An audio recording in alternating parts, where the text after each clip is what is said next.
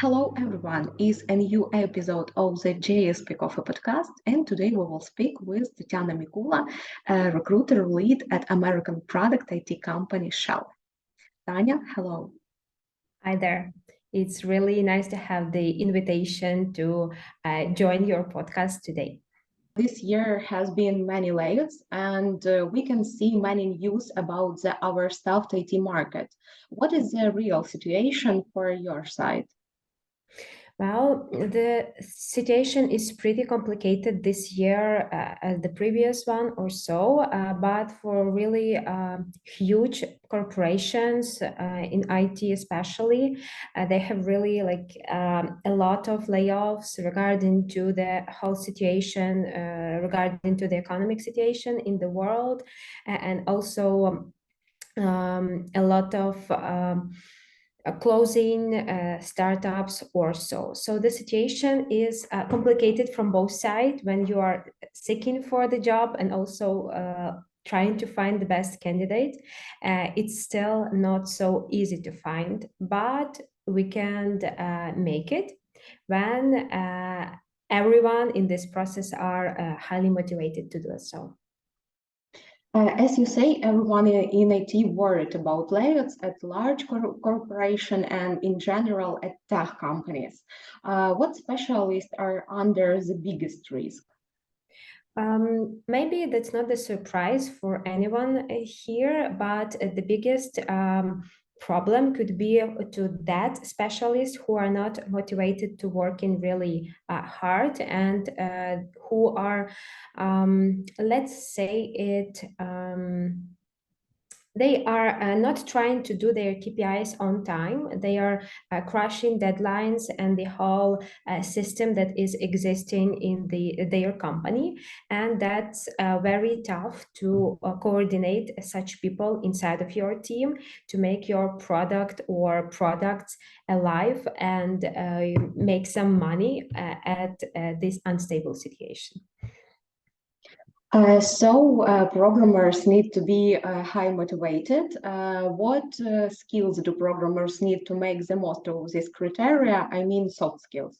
Mm-hmm. Maybe the most important soft skills for any people in the tech world supposed to be the passion to learn new things all the time. When you are working with some technologies, you're supposed to be all-time learner. If not, you are just be smashed through that process and you will be somewhere in the very last places in the whole contest.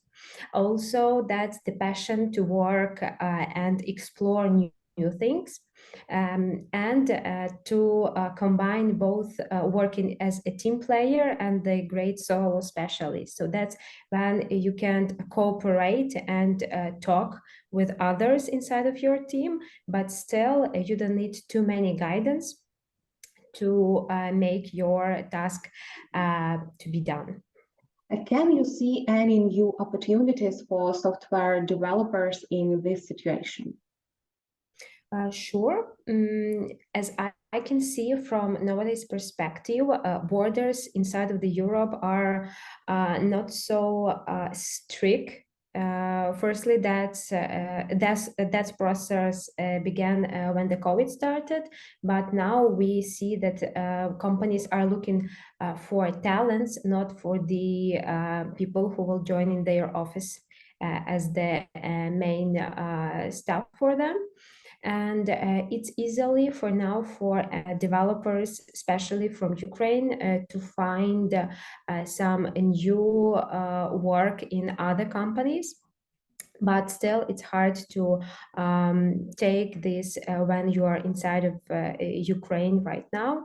But I want to believe that a few months and everything will be okay, and the companies and the recruiting in total will be still great, and we will be able to hire as much people as we can, especially in Ukraine.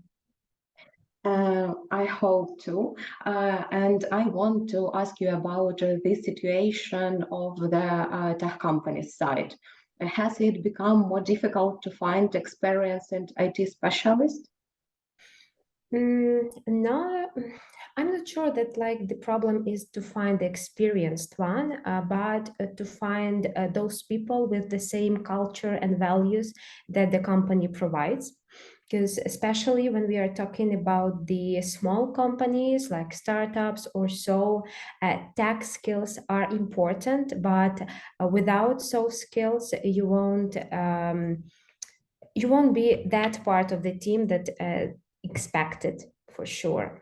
And I think that values are becoming more and more needed during the whole process and finding that. And it's not only from the side of the company, because I had a lot of candidates who were asking about some holidays, traditions, values, and so on and so forth, because they are searching for the same people with the same mindset for them too. What is the situation with salaries in the IT market? Well, that's the tough question. I explain why. Because when you are working for the market of the only one country and you are recruiting people from only this one, that's a bit easily to find this correlation between salary changing per year or months or so. But when you are recruiting for people in the different countries, that's hardest. Firstly, because of the different taxation, then the level of living in each country is like very, very different for sure. And I don't know how to answer for you this exactly, but as I see, the salaries in the closest country to us are growing. And in the same time, if you talk about some entry level position and the juniors one, they're not so high as they supposed to be. So we are doing some interesting economic stuff on the European market for sure. I heard the word increase and it's encouraging because, if be honesty, everyone is worried about the probable decrease in salary.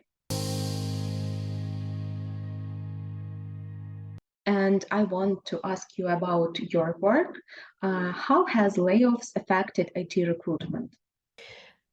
Both sides. Firstly, when you are the part of the company that has that layoffs, that makes you a bit stressed and overwhelmed because you don't know what do you supposed to do in the next time, for instance. However, when you are not on that side of the situation, that's the high time for you to have a bit overtimes per weekend to open the position and find that talents extremely fast. Because when you saw that, for instance, Meta is will have this layoff in the couple of days from now, you are preparing, you are looking through their profiles, and that's the high time to take that people who are very warm for taking the new offer or so. So that's pretty nice opportunity for you to grab those people who are working in extremely overloaded situations and also were a part of the great community inside of their previous one company. And one more question about your work. How much time a recruiter spends on average processing resumes, and what do as a developer to hold you up? So I won't lie here for sure that spending time during watching the CV or the LinkedIn profile or profile on some other social media or so won't take too much time, because we will be a crazy one to spend more than for instance 30 seconds per each profile when you are working with a really huge scope of different positions. But the most important for us, it's clear understanding of the tech stack with which the developer is working with. Also important to see what certifications or so does the candidate has, and also some intro about the candidate. I really love when people are taking some really interesting sentences about themselves inside of this small info block about you on their LinkedIn, and that helps to open not only the tech experience and expertise, but also something extra about the culture and values. How is IT recruitment being automated, and will AI be able to replace recruiters over time? First of all, I'm not sure that AI can just replace the recruiter at all from the whole process, but it can take some part of the whole recruitment processes. For example, a lot of companies are using ATS, that automated application tracking system of all of the candidates per each candidate, with all needed information like feedbacks, resumes, some LinkedIn profiles, and so on and so forth, which are collecting from the candidates with their permission. So if they are okay that we are saving that, we do. Another one that can be using with AI, that's to figure out with some keywords to find the candidates with the needed tech scope or so. But still, that's the work with people, and only another people can do that in the best way. But some more manual stuff, that it's like a monkey job, that can be done by some robot or machine or the code. And the last question forecast, what will change for IT job seekers next year? Can you advise any promising career shift for those who will lose their job, and what markets can grow next year? I want to believe that next year will be without such a huge number of layoffs in the entire world. I want to believe that companies will be at least trying to be back to the Ukrainian market, as our people got used to with the all electricity problems at their homes, and they are need work and they can work. So I want to believe that that will be the main event, let's name it like that, for 2023. But also, I think that the markers will be how the market will look on March next year. Especially for me, that's the marker. What situation would we have? I want to believe that by that time we will have a much more open jobs per candidate, because for now it's a bit harder situation for the candidate to find their company and their position at it, as it really overwhelmed during these layoffs. Thank you for the rather positive forecast and for sharing the insights of your work.